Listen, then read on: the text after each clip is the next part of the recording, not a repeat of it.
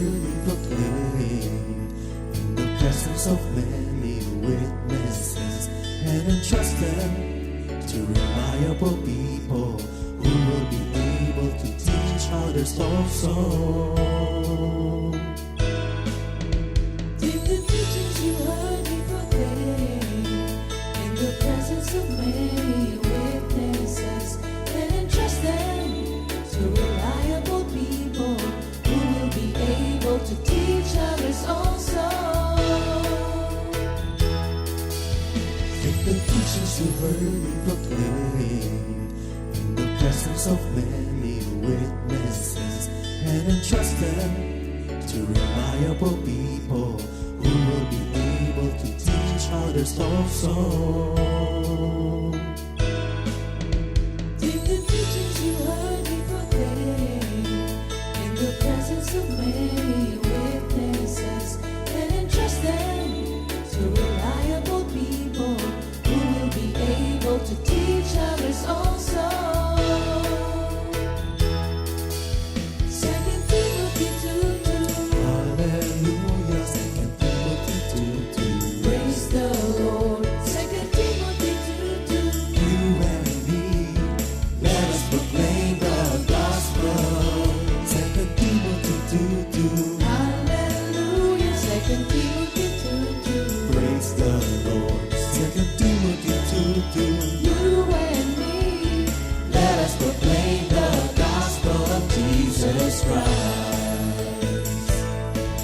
Take the teachings you heard me proclaim in the presence of many witnesses, and entrust them to reliable people who will be able to teach others also. take the teachings you heard me proclaim in the presence of many witnesses, and entrust them to reliable people who will be able to teach others also. 2 Timothy 2:2. Hallelujah, 2 Timothy 2:2. Praise the Lord. 2 Timothy 2:2. You and me, let us proclaim the gospel. 2 Timothy 2:2. Hallelujah. 2 Timothy 2:2. Praise the Lord. 2 Timothy 2:2. You and me, Let us proclaim the gospel of Jesus Christ. The harvest is plenty, but the workers are few. As for me and my house, we will serve the Lord. We will serve the Lord.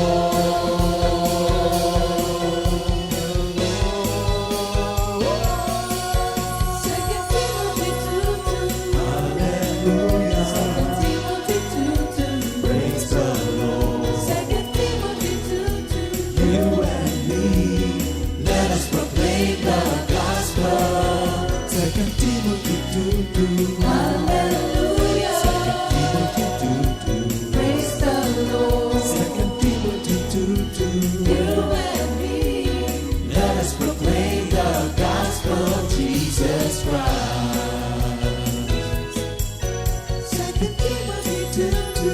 Hallelujah. 2 Timothy 2:2. Praise the Lord. 2 Timothy 2:2.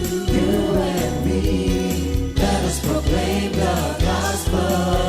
2 Timothy 2:2. Hallelujah. 2 Timothy 2:2. Praise the Lord. 2 Timothy 2:2. You and me, let us proclaim, live up His name, delighting the Lord for His goodness. Let us proclaim, live up His name, delighting the Lord for His goodness. Let us proclaim, live up His name, delighting the Lord for His goodness. And He's God.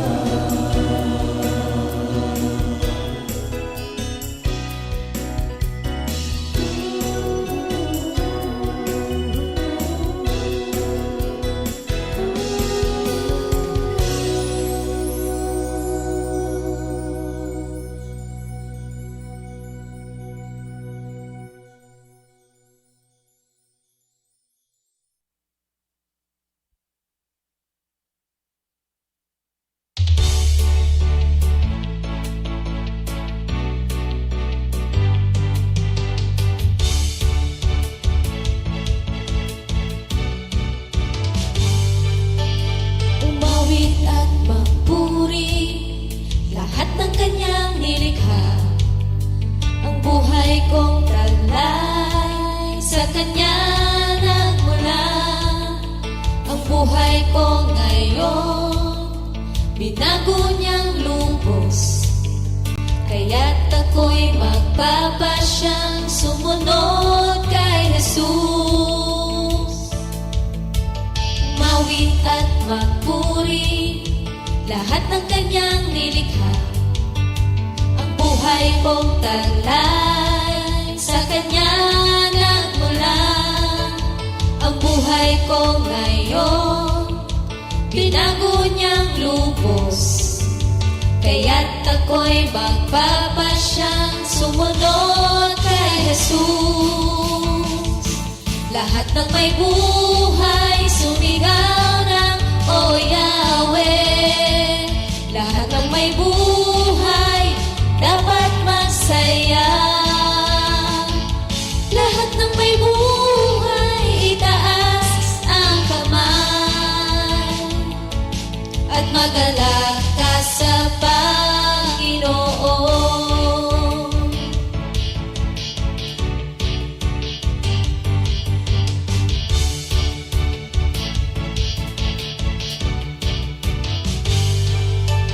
Umawit at magpuri lahat ng Kanyang nilikha. Ang buhay kong taglay sa Kanya nagmula. Ang buhay ko ngayon, binago niyang lubos, kaya't ako'y magpapasyang sumunod kay Jesus. Lahat ng may buhay, sumigaw ng O Yahweh. Lahat ng may buhay, dapat masaya. Lahat ng may buhay, itaas ang kamay at magalak ka sa Panginoon. Ano man ang iyong kalagayan, ito ay batid ng Diyos. Kamangha-mangha ang Kanyang mga gawa. Okay, buti mo, Panginoon. Lahat ng may buhay, sumigaw ng O Yahweh. Lahat ng may buhay, dapat masaya.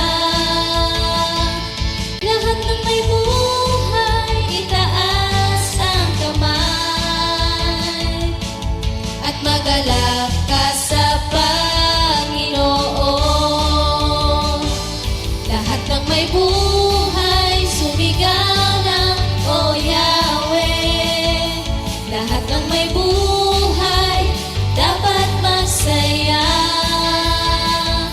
Lahat ng may buhay, itaas ang kamay at magalak ka sa Panginoon. At magalak ka sa Panginoon. At magalak ka sa Panginoon.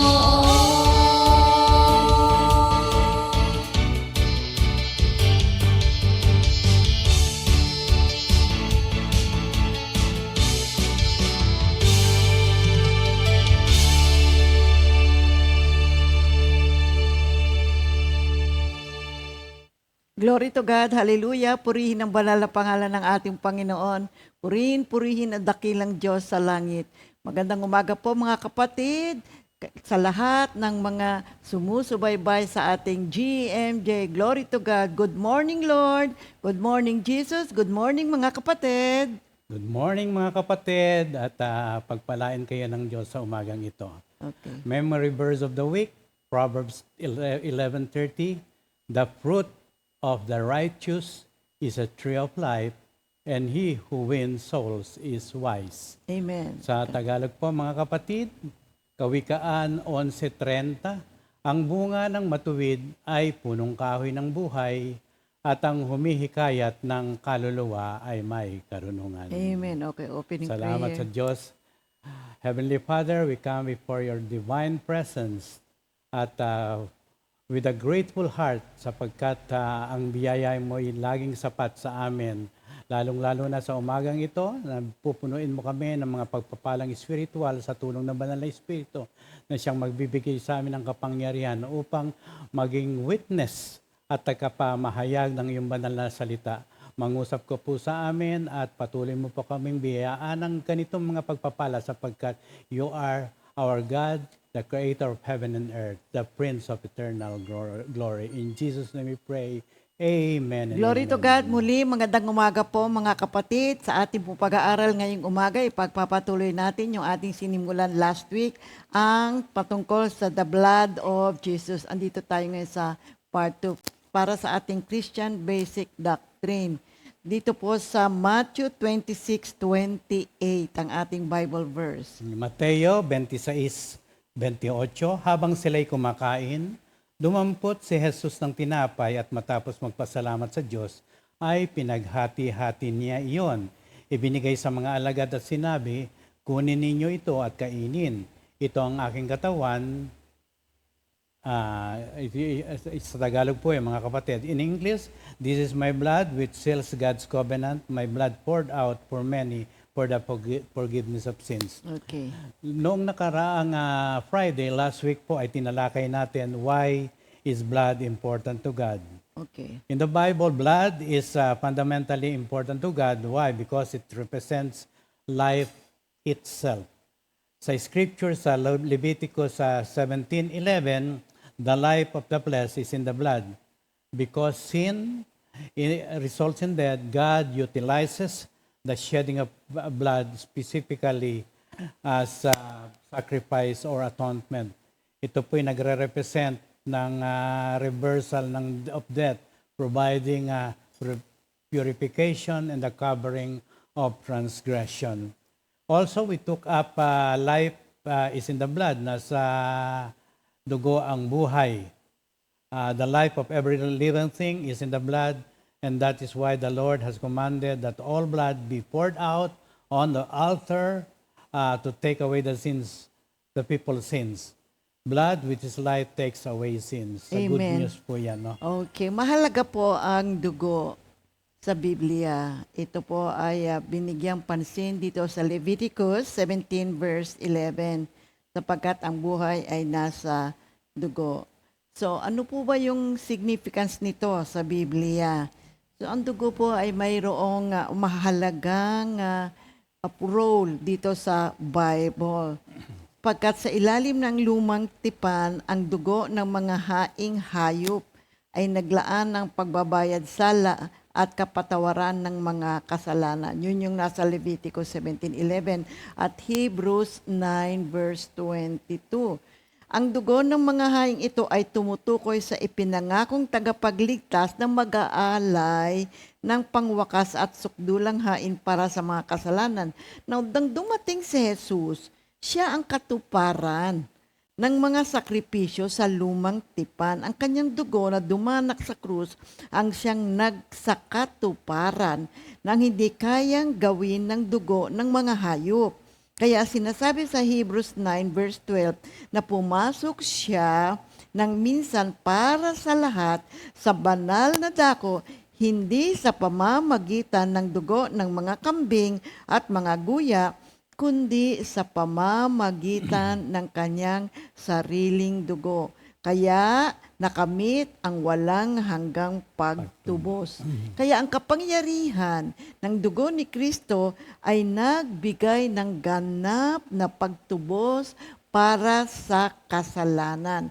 Kaya sa Romans 3 verse 25, inilagay si Kristo ng Diyos bilang isang propitiation. Ibig sabihin, pampalubag loob sa pamamagitan ng kanyang dugo upang tanggapin sa pamamagitan ng pananampalataya. Ang pagpapalubag loob ay nangangahulugang patahimikin at bigyang kasiyahan ang puot ng Diyos laban sa kasalanan. Ang pagpapalubag loob or propitiation ay ang pagkilos ng pagpapatahimik o pagbibigay kasiyahan sa isang taong nagagalit. Karaniwan sa pamamagitan ng pag-aalay ng sakripisyo o paggawa ng mga pagbabago upang mabawi ang kanilang favor.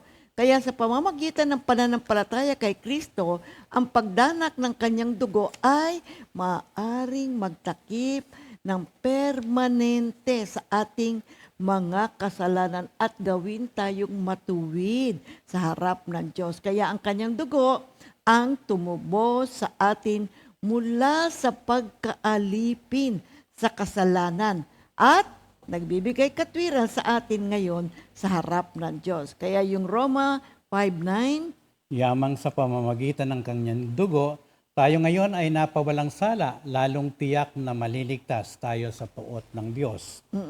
Ephesians 1:7, Efeso 1:7, tinubos tayo ni Kristo sa pamamagitan ng kanyang dugo at pinatawad ang ating mga kasalanan. Ganoon kasagana ang kanyang kagandahang loob. So last week, tinalakay din natin ano ba yung mga blessings na inihatid sa atin o ibinigay sa atin ng pagdanak ng dugo ng ating Panginoong Hesukristo. Unang-una, the blood of Christ satisfies God's law. Tinalakay po natin yan at in-explain natin last week dito sa Romans 3:24-26. Ikalawa, the church, the believers, was bought by the blood of Jesus. Sa Acts 20 verse 28. Mga gawat 20-28, ingatan ninyo ang inyong sarili at ang buong kawan na iniligay ng Espiritu Santo sa inyong pangangasiwa. Pangalagaan ninyo ang Iglesia ng Diyos na kanyang tinubos sa pamamagitan ng dugo ng kanyang anak. Okay. Another one, there is a new covenant established in His blood. Mateo 26:28, no? Ito yung binasa natin kanina. Ang pang-apat ay na eternal covenant. Hebreo 13:20. Okay. At yung ikalimang blessing, Ay we are redeemed by the blood of Jesus. we are redeemed through His blood. Dito po yan sa Colossians 1 verse 14 at sa Ephesians 1:7 din. So we are, itutuloy natin ngayon, di ba? 1, 2, 3, 4, 5. Tinalakay natin yung blessings. Talakayin natin ngayon yung continuation, number 6. We are redeemed from our former way of life. You see? 1 Peter 1:18-20. Unang Pedro 1:18-20. Alam ninyo kung ano ang ipinantubo sa inyo sa walang kabuluhang pamumuhay na inyong minana sa inyong mga magulang. Tinubos kayo hindi sa pamagitan ng mga bagay na nasisira tulad ng ginto o pilak, kundi sa pamamagitan ng mahalagang dugo ni Kristo. Siya'y tulad ng korderong walang dungis at kapintasan. Itinalaga siya ng Diyos bago pa nilikha ang daigdig at alang-alang sa inyo ay ipinahayag sa mga huling araw na ito. Amen. Yung talarang ito ay nagbibigay diin, hindi ho tayo tinubos mula sa kasalanan at pagkahiwalay sa Diyos sa pamamagitan ng anumang pansamantala o karaniwan tulad ng ginto at pilak. Sa halip, ang ating pagdupos ay dumating sa napakataas na halaga, ang mahalagang dugo ni Hesus Kristo. Kaya nauunawaan ng Diyos na ang ating likas na mga hilig at ugali ay maaaring magtulak sa atin sa mga landas na hindi nagbibigay kasiyahan. Kaya ang mensahe ng talatang ito ay nagpapatibay sa atin na hindi nais ng Diyos na tayo ay makulong sa lumang paraan o tradisyon na hindi nagdadala ng buhay. Sa halip, nais niya, yakapin natin ang kabuuan ng kanyang biyaya at tayo ay mapalaya sa mga gawain na ipinasa mula sa saling lahi. Kaya bilang mga hinirang ng Diyos, kailangan natin talikuran yung mga walang lamang mga tradisyon at yakapin natin ang kamatayan at pagdanak ng dugo ng ating Panginoong Hesukristo para sa kapatawaran ng ating mga kasalanan. Kaya yung talatang ito, mga kapatid, ay nagsisilbing paalala sa ating lahat ng mga mananampalataya na napakalaki ng halaga ng ating kaligtasan. Nagsasabi sa atin, tayo ay hindi binili ng kung ano at karaniwang bagay, kundi ang dugo ng Panginoong Hesukristo ang siyang tumubos sa ating pagkakasala. Kaya ang nagligtas sa atin ay ang dugo ng Panginoong Hesukristo. Dalisay, walang kasalanan, mahalaga. Kaya ang katotohanan ito ay nagpapatingkad na ang sakripisyo ng Panginoong Hesukristo. Siya ang ating tagapagligtas. Nagbayad siya ng halaga para sa ating kapatawaran ng ating mga kasalanan. At ito po mga kapatid ay hindi maliit na bagay ha. Kaya bigyan halaga po natin ang kamatayan ng ating Panginoong Hesukristo. Kaya paalala ni San Pedro sa ating lahat, hindi tayo tinubos ha ng kung anong bagay lamang, kundi ang napakahalagang dugo ng Panginoong Hesukristo ang siyang nagdulot ng kapatawaran ng ating mga kasalanan. So ano naman ang ibig sabihin ng the word redeem? Oo. Nabanggit din sa unang Pedro 1:18, yung salitang redeem or tinubos. Ito pong salitang ito ay makapangyarihan, no? At ang terminong ito ay tumutukoy sa isang pagliligtas o pagpapalaya mula sa pagkaalipin. Ito ay sumasalamin sa isang makabuluhang intervention para sa ating kapakanan, no? Kapag pinagninilay-nilay natin ang ideya ng pagiging pinalaya, maisip natin kung gaano tayo nahirapan sapagkat para itong kasalanan na ito ay parang kadena na nakabalot sa atin at ang sakripisyo ni Kristo ang pumutol sa mga kadenang iyon at nag-alok sa atin ang kaloob ng espiritual na kalayaan. Ang mga salitang not with corruptible things o hindi sa mga bagay na sisira ay nagkukumpara ng pansamantala at ng nananatili. No? Ibig sabihin, ito po'y temporary lamang. Nagsisilbi itong it contrasts the temporary with the lasting. Ito po'y nagsisilbing enhancement para maunawa natin kung ano itong tunay na value na nagbibigay sa atin ng guidance upang buksan ang ating mga mata away from material gains. Ibig sabihin mga kapatid. Kaya ipinopokus dito what truly enriches our souls and our relationship, mga kapatid. Ang salita namang tradition from your fathers, no? Yung tradisyon mula sa iyong mga ama. Tinugunan po ito ni San Pedro ang mga gawaing maaaring ipinasa sa mga salinlahi. Ngunit walang tunay na buhay ito, mga kapatid. Ito'y maaaring namana po ng mga tao, subalit itong tradisyon na to ay hindi likas na mali. Maring ito po'y na manangalang nila. Subalit pagdating sa spiritual na kahalagaan, maring maglayo ito sa atin mula sa katotohanang natagpuan natin sa pamamagitan ng pananampalataya natin sa ating Panginoong Hesukristo. Itong praise na ito ay hinihikayat tayo na pag-isipan kung ano ang itinuturing nating banal at kung paano ito umaayon sa ating mga personal na ugnayan sa ating Diyos, mga Yes, kapatid. so number 6, we are redeemed from our former way of life. Dito yan sa 1 Peter 1:18-20 sa English version, for as much as we know that you were not redeemed with corruptible things as silver and gold from your vain conversation received by tradition from your forefathers. So tinalakay natin ano ba ang meaning ng redeem, at binigyan natin na explanation, not with corruptible things. Binigyan natin din ng kapaliwanagan yung tradition from your fathers. Tingnan naman natin yung empty life.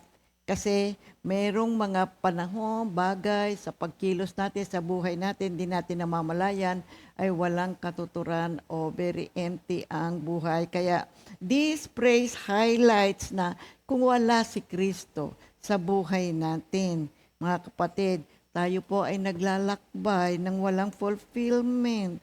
Meron mga taong nabubuhay na hindi kinikilala ang pag-ibig ng ating Panginoon. Kaya kadalasan ang feeling nila ay empty ang kanilang buhay. Malaki ang kakulangan.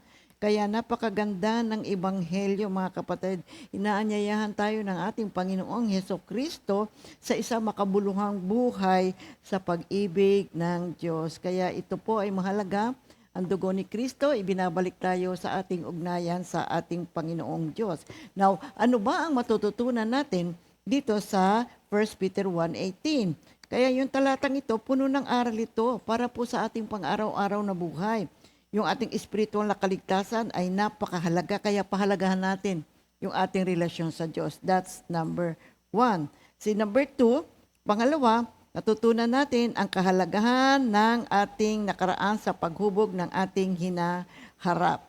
So we have to align our lives presently with the will of God and in our faith with our Lord Jesus Christ. Well, we have to remember what happened in the past, yung ating history, pero hayaan natin na ang Diyos ay kumilos sa buhay natin at baguhin tayo para tayo po ay magkaroon ng isang mabuting hinaharap.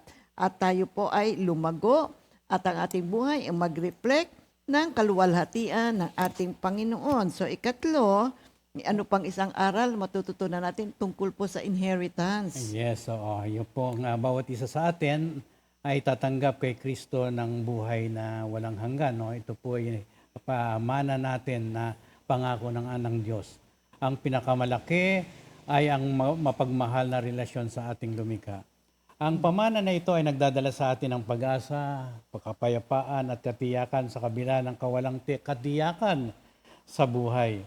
Binibigyan din tayo ng kakayahang mamuhay ng may integridad at layunin, batid na ang bawat pasyang ating ginagawa ay sumasalamin sa pamana na ating matatanggap o tatanggapin. No? Okay. Number 4, let us also contemplate the idea of authenticity, yung pagiging totoo sa sarili. Mahalaga ang pamumuhay ng isang buhay na sumasalamin sa ating mga pagpapahalaga. Bilang mga anak ng Diyos, tayo ay tinatawag na itaguyod ang pagiging totoo sa sarili. Napaka-importante po yan sa ating relasyon sa Diyos at sa ating pakikitungo sa iba. Ang halagang ibinayad para sa ating pagtubos ay nag-aanyaya sa atin na magpakita ng biyaya sa mga taong nasa ating mga paligid at kumilos bilang mga salamin ng karakter ng Diyos. Okay, ikapito po, ano yung blessing na ikapito? We are justified and we are reconciled to God sa Romans 5:9. Yamang sa pamamagitan ng kanyang dugo, tayo ngayon ay napawalang sala. Lalong tiyak na maliligtas tayo sa poot ng Diyos. Kaya itong talatang ito ay patungkol sa kapangyarihang pagbabago nadala ng sakripisyo ng ating Panginoong Heso Kristo. Tayo po ay napawalang sala sa pamamagitan ng pananampalataya. Kaya sa pamamagitan ng kanyang dugo, tayo ay napawalang sala. We are justified. Kaya ang ating katayuan sa harap ng Diyos ay ganap na nabago. Kaya ipinapaalala sa atin na ang ating kaligtasan ay hindi nakabatay sa anumang ating ginawa, o merito, kundi tanging sa sakripisyo lamang ng ating Panginoong Hesukristo sa krus. At ito ang puso ng Ebanghelyo, na sa pamamagitan ng pagtanggap natin sa ating Panginoon at sa kanyang dugo, tayo ay napalaya mula sa ating mga kasalanan. Kaya tinitiyak sa atin ng Romans 5:9, tayo ay inaring ganap. Pinatawad na tayo. Tayo ngayon ay nasa mabuting ugnayan na sa ating Panginoong Diyos. Kaya yung salitang inaring ganap, nangangahulugan, pinahayag na tayo po ngayon ay matuwid na. At hindi na tinitingnan yung ating mga kasalanan na siyang nagbigay ng agwat o napahiwalay tayo sa ating Panginoong Diyos. Tayo ngayon ay mga anak na ng Diyos. At tayo ngayon nabubuhay na may pagtitiwala sa ating Panginoon. Purihin ang banal na pangalan ng Panginoon. Kaya ito pong Roma 5:9 ay napakamabuting balita ito. Pinatitibay nito sa atin na tayo ay malaya na. Kapag tayo ay may pananampalataya kay Jesus, tayo ay nililinis. Patuloy na nililinis. At ang ating mga kasalanan ay hindi na nagtatakda kung sino tayo. Nakikita tayo ng Diyos sa pamagitan ng pinakaparabang lente at biyaya na dahil sa inakunan ni Jesus ang ating kaparasuhan sa krus. Dito sa 1:8-32, sinasabi na makikilala ninyo ang katotohanan at ang katotohanan ang magpapalaya sa inyo. Tandaan po natin na isang Diyos na iligtas tayo kaysa hatulan tayo. Ang kanyang pag-ibig sa sangkatauhan ang nag-udyok sa kanya na ipadala ang kanyang anak. kusang loob na ibinigay ni Jesus ang kanyang buhay upang maranasan natin ang buhay na walang hanggan kasama ang Diyos. Ang dugo ni Jesus ay kumakatawan sa pinakamataas na sakripisyong ginawa dahil sa pag-ibig. Sa pamagitan ng dugo ito, hindi lamang tayo tumatanggap ng kaligtasan, kundi pati na rin ng pakikipag-ugnayan sa ating Panginoon, ang Diyos. Ang pag-unawa nito ay magdadala ng kapayapaan sa ating mga puso, mamuhay ng may tapang, alam natin na tayo ay ligtas sa mga bisig ng Diyos.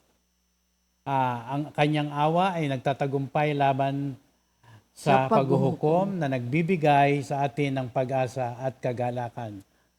Santiago 2:13, walang awang hahatulan na hindi marunong maawa, ngunit mangingibabaw ang awa sa paghatol. Oh, mercy triumphs over justice. Isinulat ni Pablo ang liham na ito para sa mga Kristiyano sa Roma, no? Upang tugunan ang bawat isyong theological, no? At inilahad ang mga pundasyon ng doktrinang Kristiyano. Tinalakay niya kung paano gumagana ang biyaya ng Diyos sa pamamagitan ng pananampalataya na nagbibigay daan sa mga mananampalataya na magkaroon ng kapayapaan mula sa Diyos. Binibigyan din ni Pablo ang paglipat mula sa kasalanan na nagdudulot ng kamatayan tungo sa buhay sa pamamagitan ng biyaya ng Diyos. Amen. You know, earlier in the chapter, sinabi ni Pablo kung paano ang pagdurusa ay nagbubunga ng pagtitiyaga, pagkatao, at pag-asa. Kaya habang pinagtitiisan natin ang mga pagsubok sa buhay, maaari tayong umasa sa katotohanang nakapaloob sa Romans 5:9 na tayo ay inari ng ganap sa pamamagitan ng dugo ng ating Panginoong Hesu Kristo. Kaya yung Romans 5:9, nakasulat yan, much more than then, now being justified by His blood, we shall be saved from wrath through Him. So, kunin natin yung word na justified. Bigyan natin ng liwanag. Ang paggamit ng the word justified o pinawalang sala, mahalaga, ipinapahiwatig nito ang legal na katayuan natin sa harap ng Diyos. Idineklara na po tayo mga kapatid ha, wala na tayong sala. Now, talakayin natin yung the next phrase, by His blood.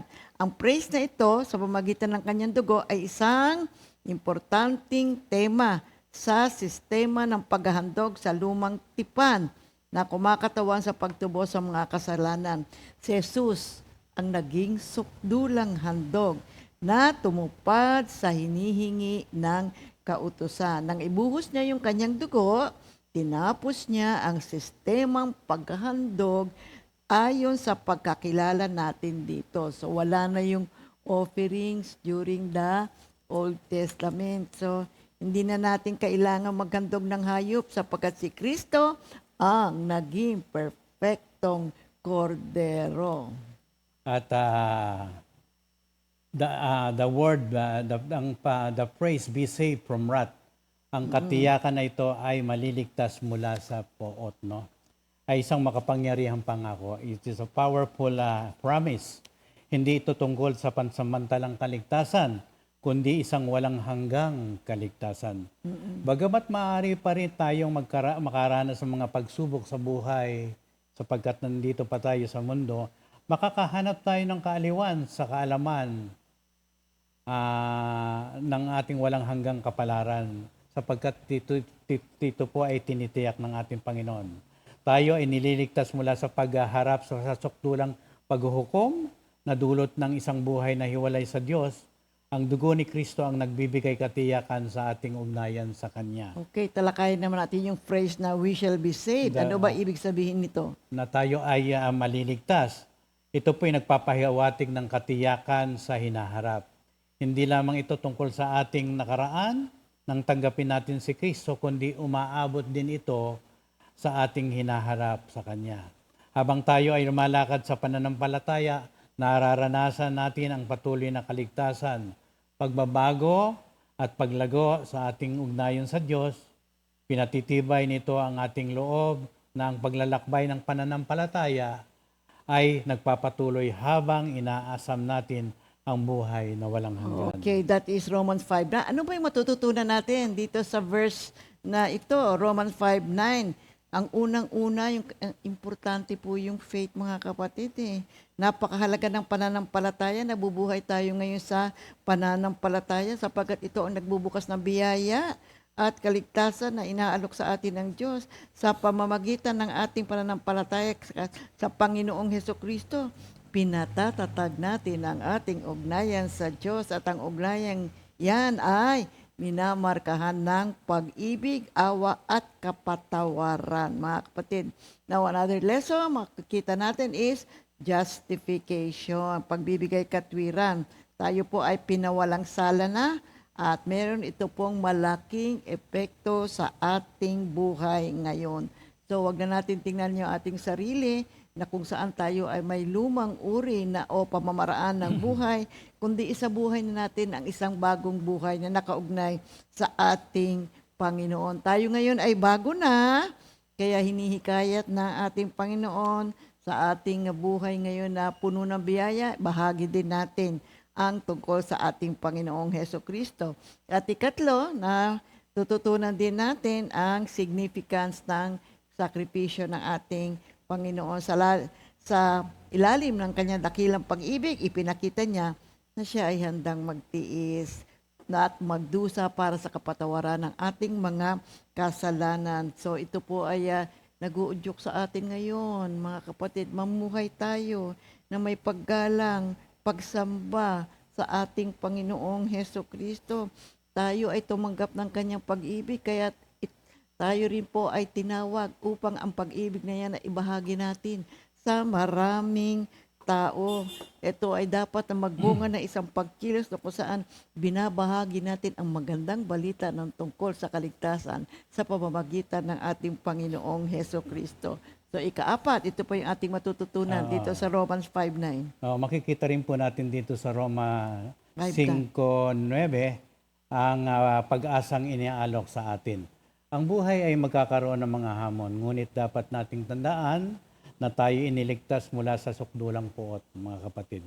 Maaring harapin natin ang ating mga pagsubok ng may tapang, batid na ang mga pangako ng Diyos ay hindi kailanman nabibigo. Habang nagtitiwala tayo sa Kanya, ipinapaalala sa atin na Siya ay laging tapat.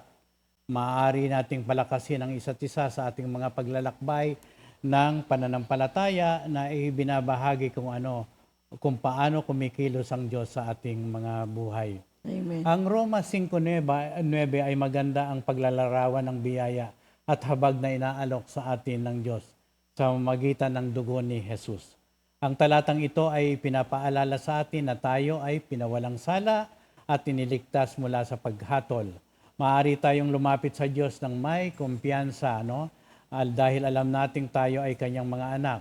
Ang buhay na nakaugat sa pananampalataya ay hindi lamang nagpapabago sa atin, kundi nagbibigay daan din upang maranasan natin ang pangmatagalang kapayapaan at pag-asa. Inaanyayahan tayong mamuhay ng may tapang sa liwanag ng katotohanan ito, mga kapatid. Okay. Last week, tinalakay natin blessings ng pagdanak ng dugo ng ating Panginoon. Ngayon ay nasa ika-6 na tayo. Number 6, we are redeemed from our former way of life. Ika-7, we are justified and reconciled to God. Yung ika-8, ito po, we are sanctified. We are set apart. Dito ngayon yan sa Hebrews 13 verse 12. Gayon din naman, namatay si Jesus sa labas ng lungsod upang linisin niya ang tao sa kanilang kasalanan sa pamamagitan ng kanyang dugo. Kaya ang talatang ito ay naglalarawan kung papaanong si Jesus upang pabanalin ang kanyang mga tao ay nagdusa sa labas ng trangkahan ng lungsod. Ang kanyang pagdurusa sa labas ng lungsod ay katuparan sa prophecy na tumutukoy sa kanya bilang Mesiyas na magpapasan ng dalamhati at magdadala ng ating kalungkutan, magdadala ng ating kasalanan. Kaya yung praise na pabanalin ang mga tao, mga kapatid, central ito para sa ating pangunawa kung ano ang ginawa ni Lord Jesus upang matupad ang mga prophecy tungkol sa Kanya. Kaya yung sanctification, pagpapabanal, nangangahulugang ito gawing banal. Itinalaga para sa isang banal na layunin, set apart. Kaya ipinapaalala sa atin na kung minsan, ang pagsunod sa ating Panginoon ay nangangailangan na tayo ay lumabas sa ating mga comfort zones. Tulad ng kanyang ginawa para sa atin. Pinasan niya ang kahihiyan at sakit upang maranasan natin ang pagtubos. Kaya tayo ba mga kapatid, handa ba tayong lumabas sa ating comfort zone? Yakapin natin yung mission na itinatalaga sa atin ng ating Panginoon. Handa ba tayong italaga yung kapakanan ng ating pananampalataya kahit nangangahulugan na tayo ay lumabas sa ating comfort zones. Kaya nang ipinangako si Lord Jesus, kinuha niya sa kanyang sarili hindi lamang ang ating kasalanan, kundi pati ang kasalanan ng sangkatauhan. Kaya yung aklat ng Hebreo ay tumutukol sa isang community ng mga Kristiyano na bumalik sa ating Panginoon. So noong araw, tayo ay namubuhay sa kasalanan, ngunit ngayon, tayo po ay binago na. We are now set apart. Kaya ang pangunawa sa ganitong ginawa ng ating Panginoon ay maunawaan natin. Kaya ho tayo binibigyan ng pagkakataon ng ating Diyos para maunawaan po natin kung gaano kahalaga ang ginawang sakripisyo at pagdanak ng dugo ng ating Panginoon. Kaya Hebrews 13:12, wherefore Jesus also, that He might sanctify the people with His own blood, suffered without the gates. So, gunin natin yung phrase na, wherefore Jesus also, that He might sanctify the people. Yung phrase na yon, bigyan natin ngayon ng explanation. The praise na kaya't si Jesus upang mapabanal ang mga tao. Binibigyan din ng ang layunin ng pagdurusa ni Jesus. Ang kanyang sakripisyo ay may banal na layunin. Siya ay naparito upang tuparin ang pangako ng Diyos na pinapabanal tayo sa pamagitan ng kanyang dugo. Mahalaga ito dahil binibigyan din ito ang pagpapabanal ay isang proseso na sinimulan ni Kristo, hindi isang bagay na ating makakamit sa pamagitan ng sarili nating merito. The phrase with His own blood sa pamamagitan ng kanyang sariling dugo ay nagpapaalala sa atin ng napakalaking personal na halaga ng ating kaligtasan. Kusang ibinuhos ni Jesus ang kanyang buhay para sa atin. Sa isang mundong madalas binibigyan diin ang sariling pagpapasikat, no? Ito ay lubos na kabaligtaran. Inaanyayahan tayo nitong isaalang-alang kung paano tayo makapaglilingkod sa iba nang walang pagkamakasarili. Tulad ng ginawa niya ni Jesus, hindi umiwas si Jesus sa pagturusa, tinanggap niya ito para sa ating kapakanan, itinuro sa atin, ang halimbawang ito ang tungkol sa mapagsakripsyong pag-ibig at ang panawagan na pasanin ng ating krus, mga kapatid. Ay, yung praise naman na suffered without the gate. Okay. So, ito po ay nangangahulugang naranasan niya yung pinakamababang uri ng kahihiyan. Siya ay nakiisa sa mga itinatakwil. Ang kanyang pagkakalagay sa labas ng pintuan ay sumasalamin sa katotohanan na kanyang inaanyayahan ang lahat, maging ang mga itinuturing na hindi karapat-dapat. You see, reflecting on this should ignite compassion within us. Ibinibigay sa atin ang mga biyaya ng awa sa mga taong marginalized at itinatakwil sa ating komunidad. So dito ay ibig sabihin nito ay inaanyayahan ang lahat. Marami pang mga tao ang wala sa kawan. Merong mga tao naman nasa kawan na nagkakamali pa. Tayo po mga kapatid ay tumanggap ng biyaya mula sa ating Diyos. Now this grace that we receive should ignite us to have compassion also on those who are lost. So, ano naman yung matututunan natin dito sa Hebrews 13:12? Unang-una, mahalaga mga kapatid, yung depth, yung lalim ng sakripisyo ni Jesus Christ. Siya po ay willing na mag-suffer outside the city for our sake. So ito po ay nangangahulugan na ang kanyang kaligtasang ibinibigay sa atin ay malawak. You see, this should give us a greater understanding na ang grasya po ng Diyos extend to everyone. Pangalawa, yung sanctification, nagtuturo sa atin. Na yung sanctification natin, yung ating Christian walk is ongoing, mga kapatid.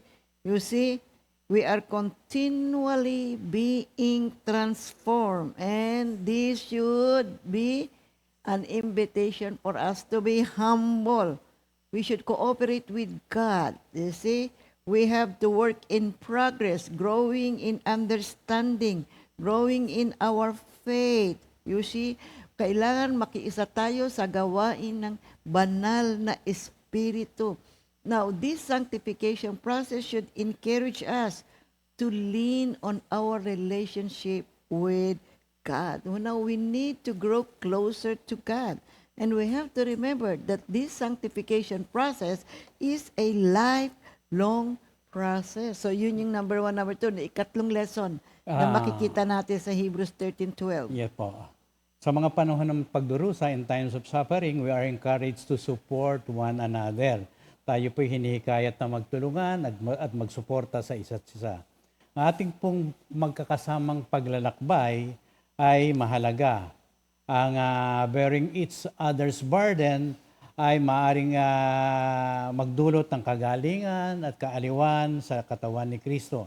Kapag ang isang bahagi ay nagdurusa, tayong lahat ay nagdurusa. At gayon din kapag ang isa ay nagagalak, tayong lahat ay nagagalak. Ang paglikha ng isang kultura ng pagpapalakas ng loob ay bumubuo ng mga koneksyon na sumasalamin sa pag-ibig ni Kristo sa mundong nakapaligid sa atin.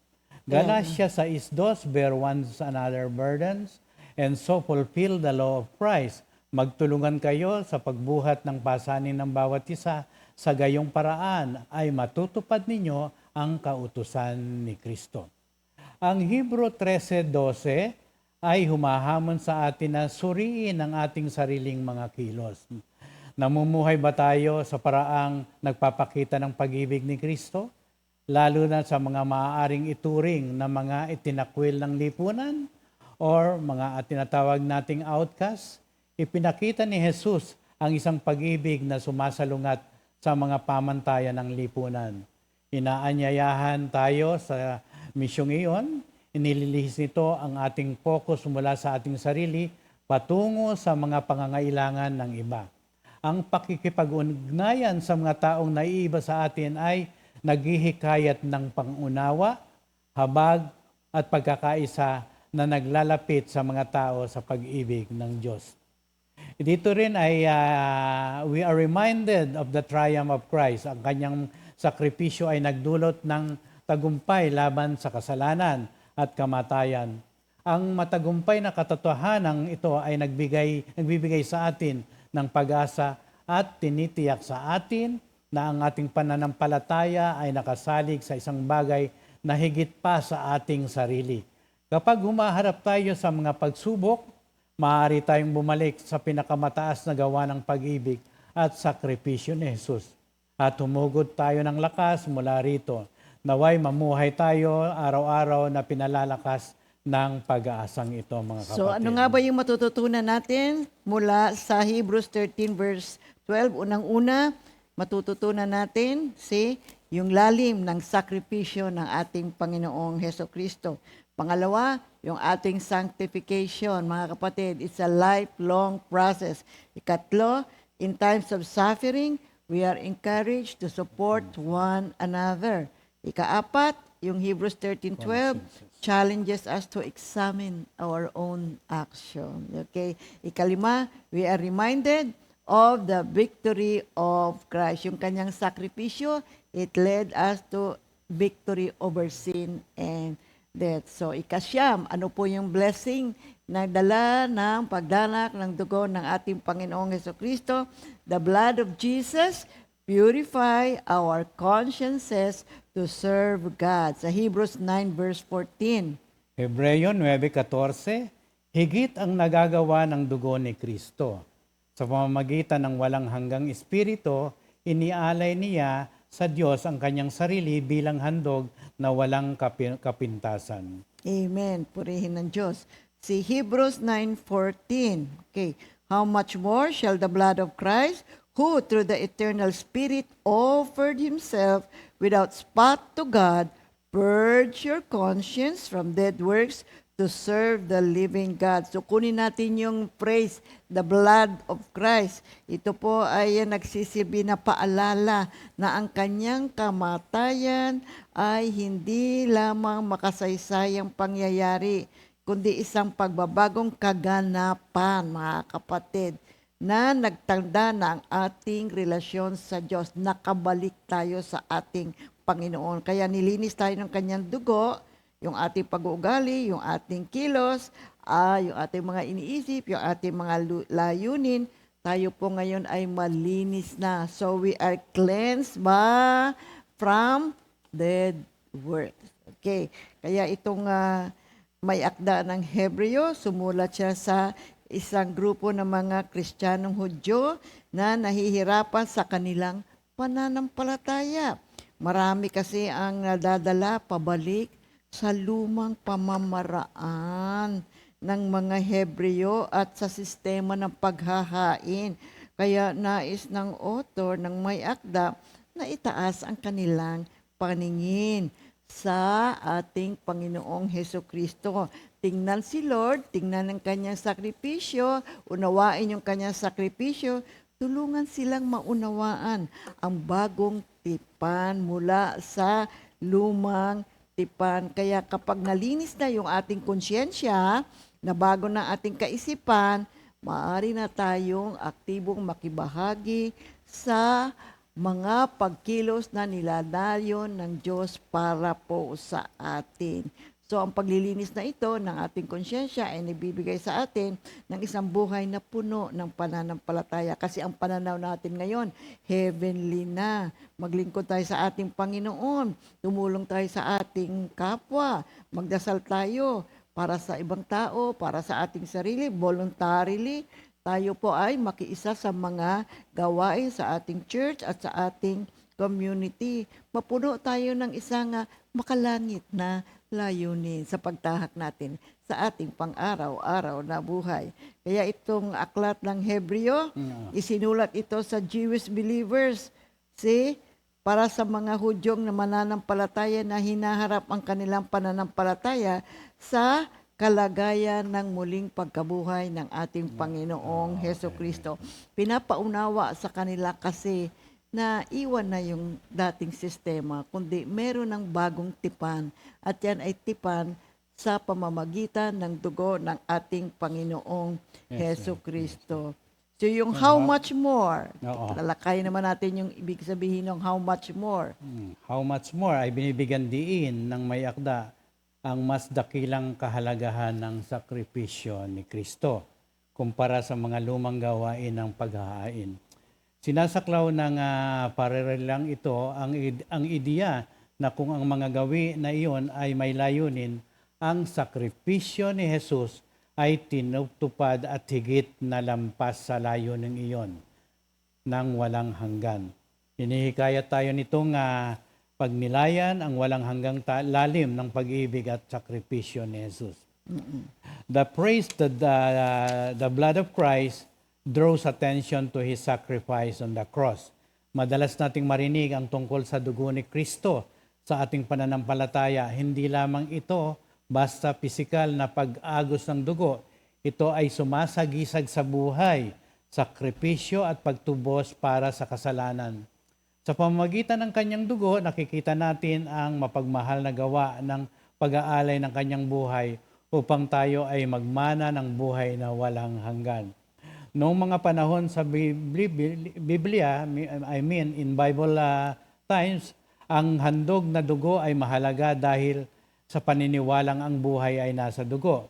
Kaya ang dugo ni Kristo ay sumasagisag sa kanyang buhay na ibinigay para sa ating kaligtasan. Amen. Tuloy naman natin yung the word na eternal spirit. Si binanggit po yan dito.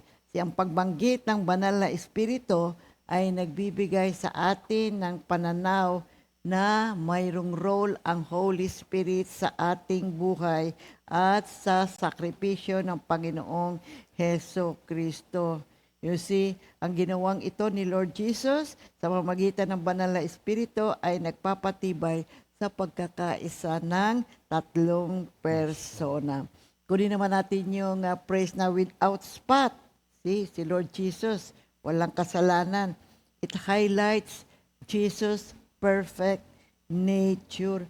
Kung noong araw, sa lumang tipan, unblemished animals ang inihahain, pero ngayon, ang ating Panginoong Hesukristo, dumating, He came without sin. So, kaya He is uniquely qualified to bear our sins. So, yung Isaiah 53 verse 5, pinire-remind tayo that He was wounded for our transgression, doing what no earthly sacrifice could do. Kaya yung praise na linisin ang inyong mga budhi. Ito naman yung praise na purge your conscience. Mahalaga po ito, mga kapatid. Tayo ay linisin natin yung ating mga kaisipan sa mga pagkakamali, sa mga hindi maganda, sa mga hindi makalangit na bagay, na hindi kaaya-aya sa ating Panginoon. Linisin po natin, alisin po natin, mga kapatid. Yan po ay nalilinis ng banal na dugo ng ating Panginoong Hesukristo. So ano naman yung matututunan natin dito sa Hebrews 9:14? So yung una, yung importance ng cleansing. Mahalaga po yung paglilinis. Tayo pong lahat ay nagkamali. Tayo pong lahat ay nagkasala. Kaya tayo po ay tanggapin natin ang banal na dugo ng ating Panginoon, kilalanin natin ang kamatayan ng ating Panginoon, pahalagahan natin ang sakripisyo ng ating Panginoon, at tayo po ay malilinis at mararamdaman natin ang isang bagong damdamin. Isang bagong damdamin na kung saan tayo ay napatawad na at ngayon ay muling nakabalik na sa ating Panginoon. That's number 1. Now, number 2, ito matututunan natin. We learn the power of living from a cleansed and renewed conscience. Ito mo yung sinasabi ko sa inyo, mga kapatid. Na kapag tinanggap natin ang sakripisyo ni Kristo, binabago nito ang ating mga panloob na kaisipan, no? Na nagdudulot ng pagbabago sa kung paano natin tinitingnan ang ating sarili. Dito nawawala ang mga damdamin ng kahihiyan o pagiging hindi karapat-dapat. Sa halip, maaari tayong humakbang ng may kumpiyansa sapagkat naniniwala na tayo ay karapat-dapat maglingkod sa Diyos at sa iba. Ang pag-unawa sa ating pagkakakilanlan kay Kristo ay tumutulong sa atin na maiwasan ang pagdududa sa sarili. Nagbibigay daan sa atin na tumayo ng matatag ayon sa lakas ni Kristo, no? Amen. Ang pangatlo, ang pagtawag na maglingkod sa Diyos at sa iba ay natural na dumadaloy kapag nauunawaan natin ang kahalagahan ng ating paglilinis. Kung ang ating konsensya ay dalisay, tayo ay nabibigyang kapangyarihan na makilahok sa mga gawain ng pag-ibig at kabutihan na sumasalamin sa pag-ibig ng Diyos sa ating pang-araw-araw na pamumuhay. Ang pamumuhay ay may ganitong layunin ay nagbibigay daan sa atin upang makabuo ng relasyon na nagpaparangal sa iba at nagpapalaganap ng mensahe ng Ebanghelyo. Maaari nating tingnan ang Efeso 2:10 na nagpapaalala sa atin na tayo ay gawa ng Diyos, nilikha para sa mabubuting gawa na hinanda na ng maaga para sa atin.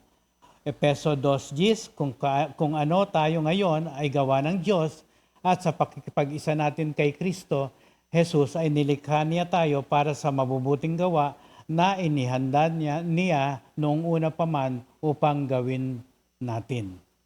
Pang-apat, natututuhan din natin ang pangangailangang yakapin ang isang sama-samang pananampalataya.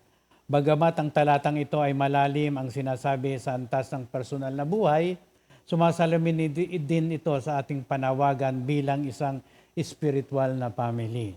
Kapag tayo ay nagtitipon bilang katawan ni Kristo, maaari nating palakasin ang isa't isa sa ating paglalakad sa pananampalataya.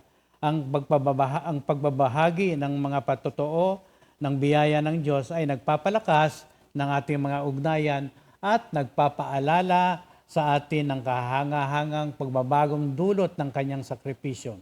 Ang katawan ni Kristo sa pakikipag-isa ay tumatawag sa atin tungo sa isang komunidad kung saan tayo ay nagtutulungan, nagpapalakas at nagmamahalan sa isa't isa. So what are the lessons that we learned from Hebrews 9:14? Unang-una, the importance of our need for cleansing. Number 2, we learn the power of living from cleansed and renewed conscience.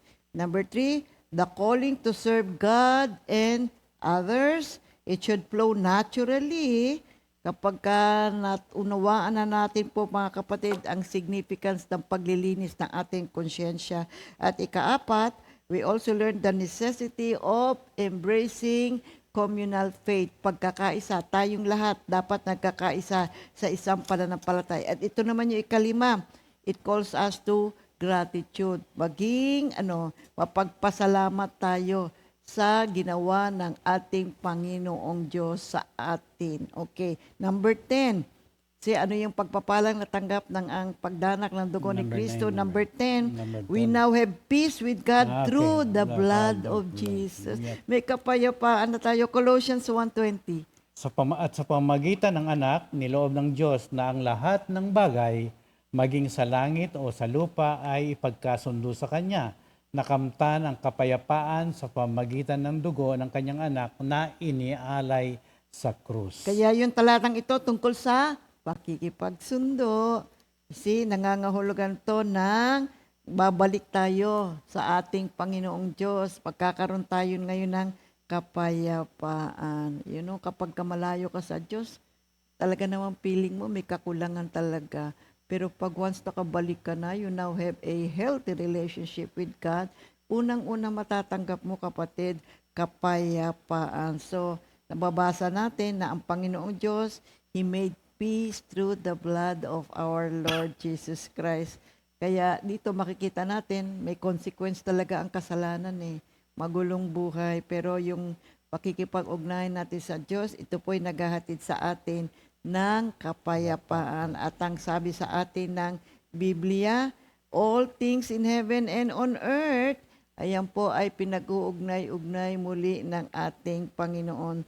Kaya ito pong mensaheng ito, itong Bible verse na to ay nagbibigay aliw sa atin na sometimes, we feel broken, nangihina tayo, we feel na mabigat ang buhay, pero nandiyan po ang Diyos at handa tayong tulungan anuman ang ating kalalagayan, anumang kasalanan, malaki man o maliit, anuman ang sitwasyon, mahirap man, kaya tayong tulungan ng Diyos, kaya tayong pagalingin ng dugo at pag-ibig ni Kristo.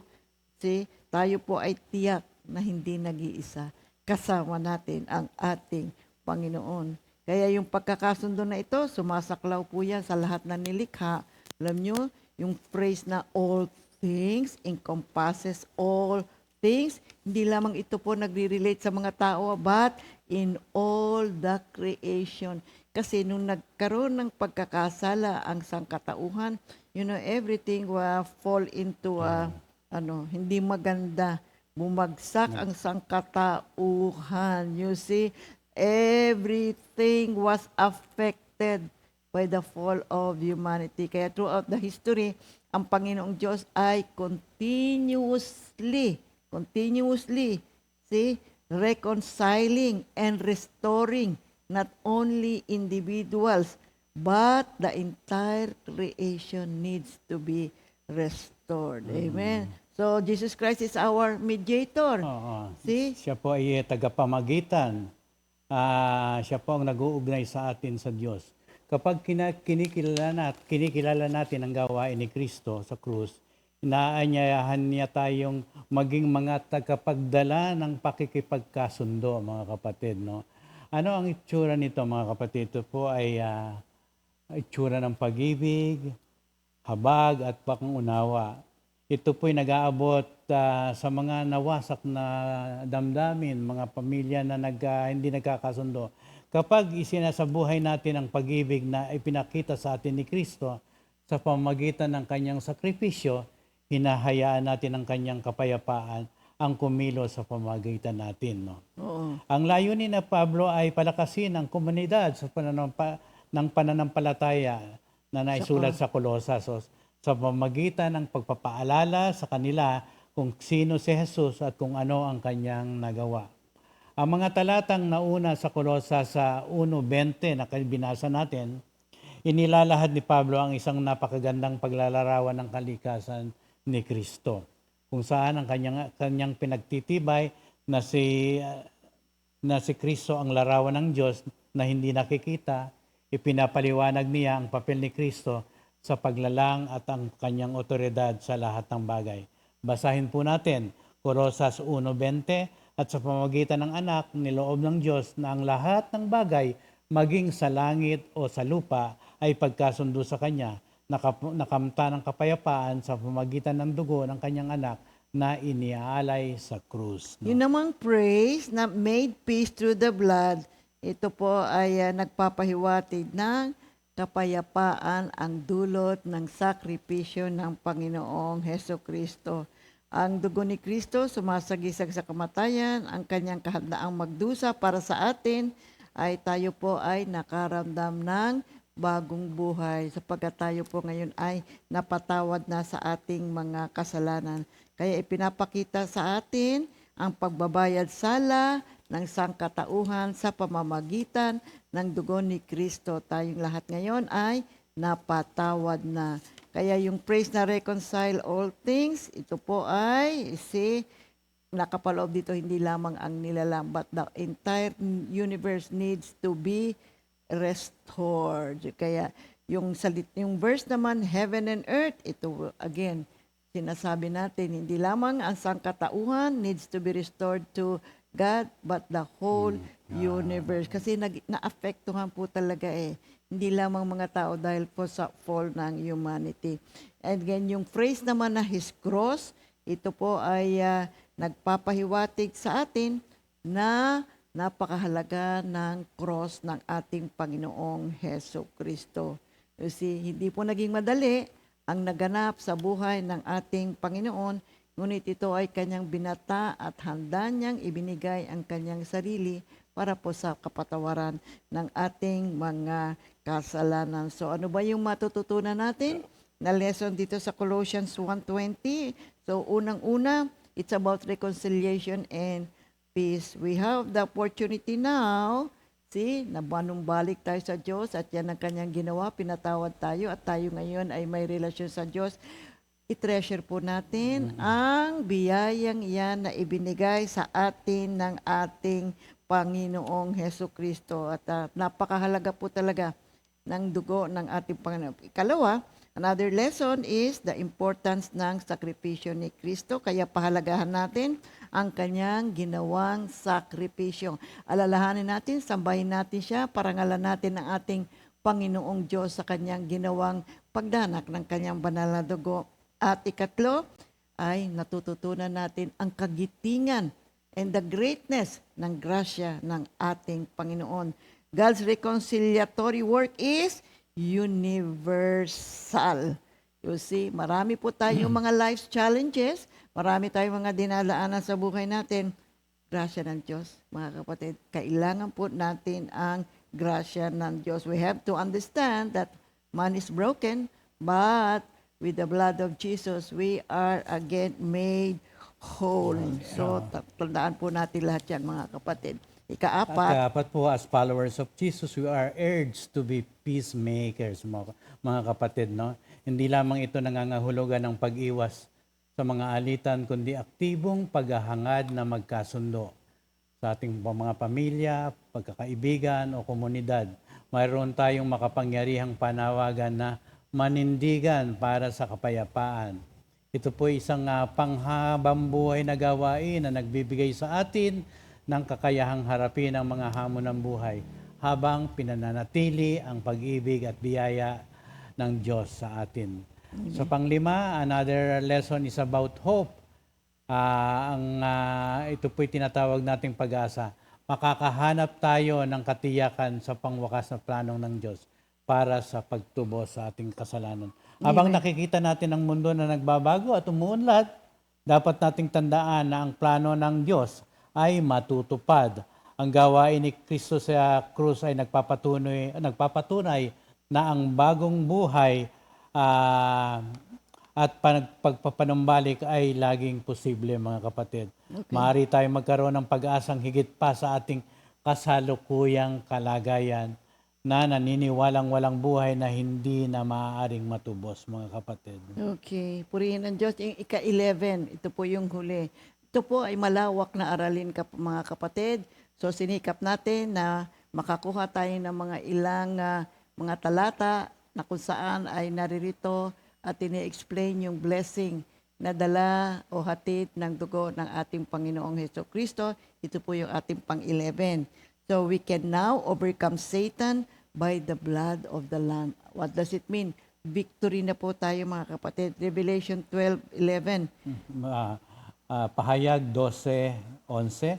Nagtagumpay ang mga ito laban sa dyablo sa pamamagitan ng dugo ng kordero at sa pamamagitan ng kanilang pagpapatotoo sa salita ng Diyos, at buong puso nilang inialay ang kanilang buhay hanggang sa kamatayan. Okay, so how do believers overcome Satan? By the blood of the Lamb. Ito po number 1. Christ's blood protects believers from Satan's accusation. Satan is the accuser. Revelation 12:10. But the blood of Christ purifies believers from sin and takes away Satan's basis for accusation. Sa Romans 8:33-34. Ikalawa, ang dugo ni Kristo ay nagbigay ng sa believers ng victory over fear of death. Si Satan wields the fear of death against the people. So, ginagamit ni Satanas ang takot sa kamatayan laban sa mga tao. Hebrews 2:14-15. Ngunit, nilupig na ng Panginoong Hesukristo sa pamamagitan ng kanyang dugo, pinalaya na ang mga mananampalataya mula sa takot. 1 Corinthians 15:54-57. Ikatlo, Po, mga kapatid, Christ's blood allows believers to testify boldly. Ang dugo ni Kristo ay nagbibigay daan sa mga mananampalataya na magpatotoo ng may tapang. Dito po sinasabi ng talatang ito na nagtatagumpay ang mga mananampalataya sa pamamagitan ng salita ng kanilang patotoo. Dahil sila ay nahugasan ng dugo, ang mga mananampalataya ay maaaring hayagang magpatotoo tungkol kay Kristo ng walang kahihiyan. Pahayag 1:5. Pangapat po, Christ's blood empowers believers to persevere. Ang dugo ni Kristo ay nagbibigay kapangyarihan sa mga mananampalataya upang magpatuloy at magtiyaga kahit tumaharap sa kamatayan. Ang mga mananampalataya ay maaaring manatiling matatag na nalalaman na ang dugo ni Kristo ang nagtiyak sa kanilang walang hanggang katubusan. Revelation 12:11. Ang panglima po ay Christ's blood gives believers authority over the demonic realm. Through the blood, believers have authority to overcome the powers of darkness.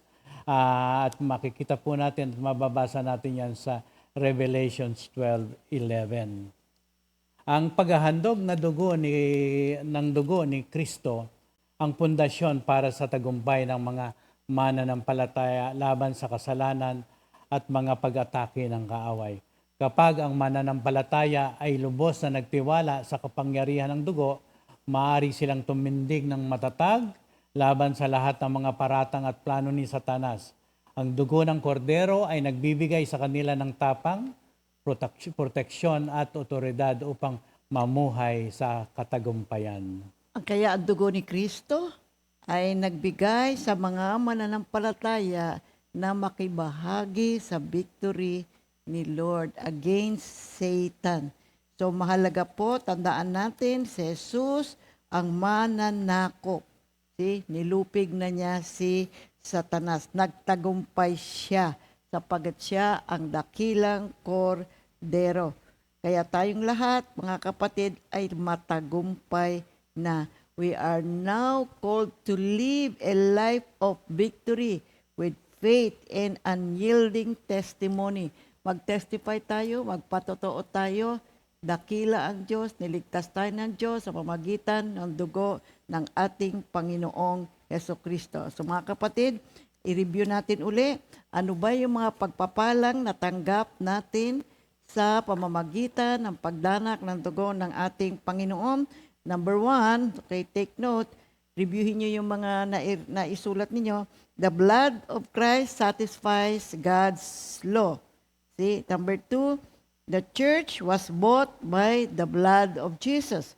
Number 3, there is a new covenant established in the blood of Jesus.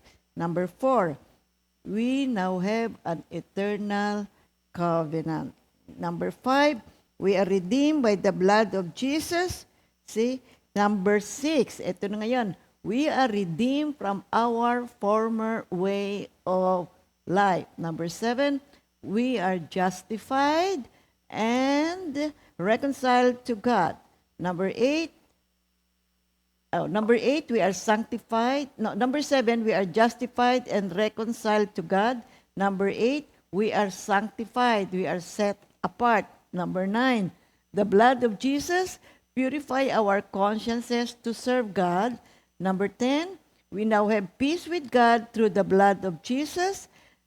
And then, number 11, we can now overcome Satan by the blood of the Lamb. So mga kapatid, ito po ay napakalawak na pag-aaral at narito po ang ilang mga pagpapalang natanggap natin sa pagdanak ng dugo ng ating Panginoong Hesukristo. Kilalin natin si Lord. Parangalan natin si Lord. Dakilain natin siya. Sambahin natin siya. Isang dakilang gawain ang kanyang ibinigay sa atin. Ang kanyang kamatayan ay napakahalaga.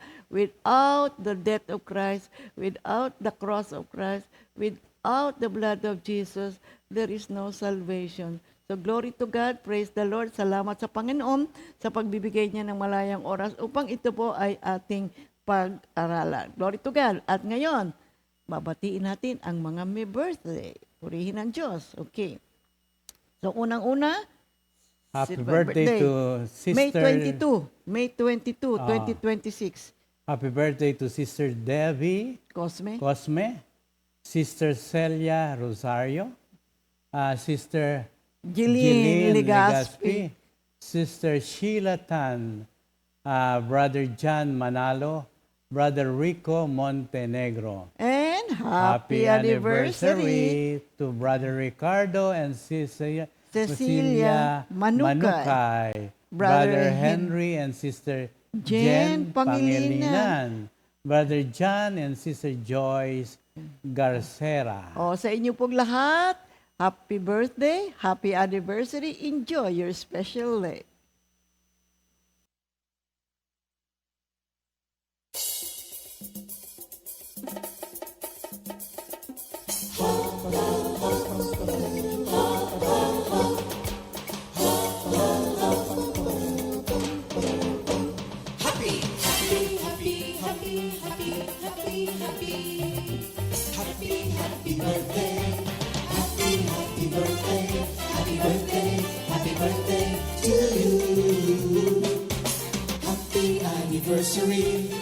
Happy anniversary, happy anniversary.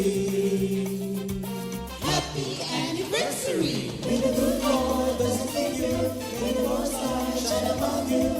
Happy anniversary to you. Happy birthday to you.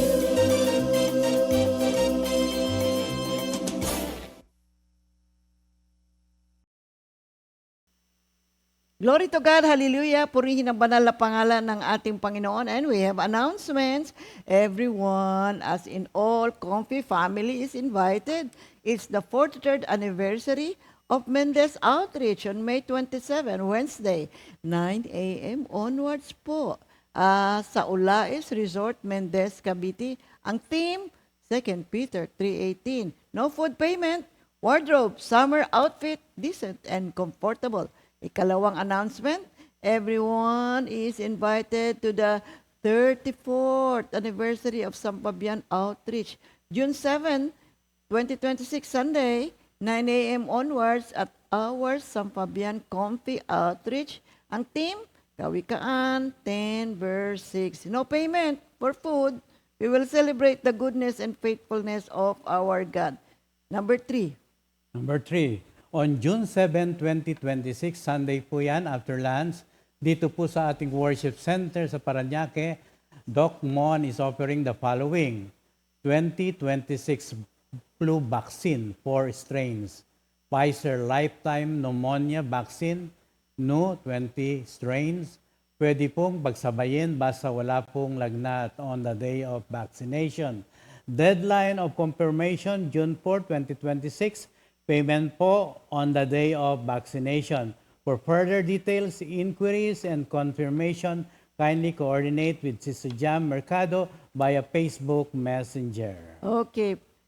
We have a repeat new song of the week titled Jeremiah 29:11, composed by Sister Sara Abanilla. So bago po yan, closing prayer tayo. Yes, marami pong salamat sa biyaya na pinagkaloob mo sa amin upang kami makapagturo ng iyong banal na salita. Pagpalain mo po ang lahat ng nakiayon at nakinig ng iyong mga salita sa pamamagitan ng kapangyarihan ng banal na Espiritu, nagbigay ng panibagong kalakasan sa bawat isa, sapagkat ang dugo ng kordero ay ibinuhos para sa ating kaligtasan. In Jesus' name we pray. Amen. Praise the Lord. Glory to God. God bless everyone.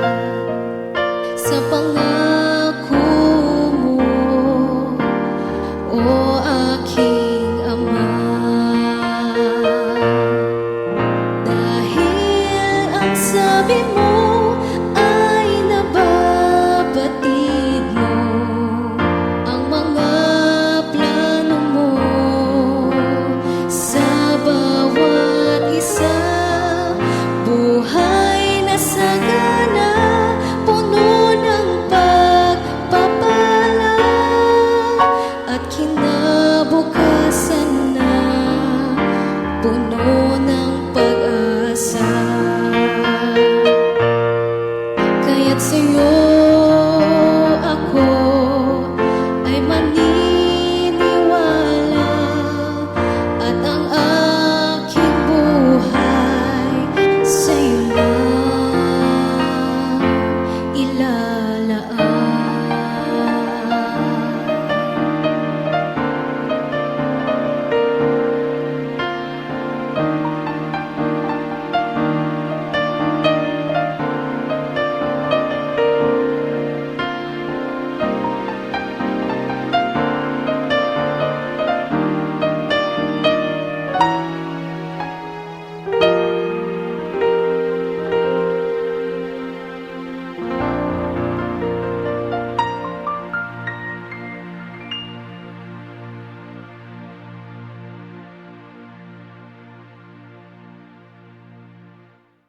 Second Timothy 2:2.